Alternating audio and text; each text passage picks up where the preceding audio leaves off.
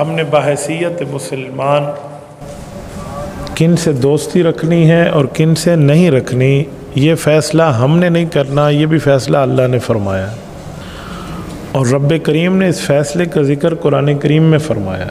اس آیت میں رب کریم نے فرمایا کہ اے مسلمانوں، آپ یہود اور نصارہ سے کسی قسم کا کوئی دوستی کا تعلق نہ رکھو، کیونکہ یہود اور نصارہ آپس میں ایک دوسرے کے دوست ہیں، وہ آپ کے دوست نہیں ہیں۔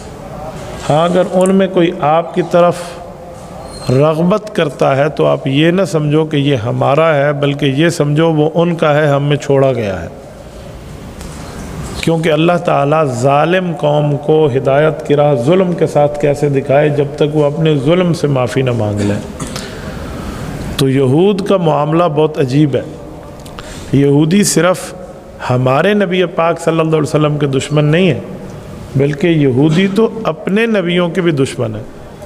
قرآن کریم میں انبیاء کے قتل کی آیات موجود ہے، اور انبیاء کو قتل کس نے کیا ہے اس بارے میں قرآن کریم کی آیات بتاتی ہیں کہ وہ قتل یہودیوں نے کیا، اور یہود اور نصارہ نے یہ ترتیب رکھی ہے۔ اللہ تعالیٰ محفوظ فرمائے۔ تو وَيَقْتُلُونَ النَّبِيِّينَ بِغَيْرِ الْحَقِّ جو ہے وہ انہی کے متعلق ہے۔ تو یہود ایسی قوم ہے اور ایسا طبقہ ہے۔ آج یہودی طاقتور ہوا ہے اور فلسطین کے مسلمانوں پر یہودیوں کا ظلم شروع ہے، تو آپ یہ نہ سمجھیں کہ یہ ظلم صرف ان کے ارادے کے مطابق فلسطین تک ہے، بلکہ یہود نے تو اپنے اسرائیلی جھنڈے کے اندر 2 نیلی پٹیاں لگا کر اس بات کی طرف اشارہ کیا کہ ہمارا یہ پرچم سفید ہے، اس کے شروع میں اور اس کے آخر میں جو نیلی پٹی ہے یہ ایک طرف دریائے دجلہ مراد ہے، ایک طرف سے دریائے نیل مراد ہے۔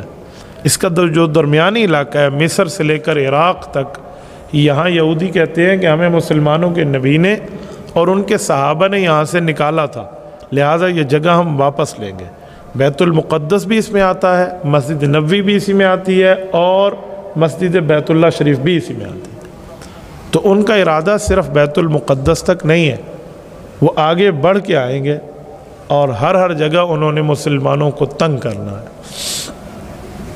یہ بات ذہن میں رکھیں کہ اللہ تعالیٰ نے مسلمانوں کو عزت بھی دی ہے اور ختم نبوت کی وجہ سے نبوت کا وارث بنا کے امت کی قیادت بھی دی ہے۔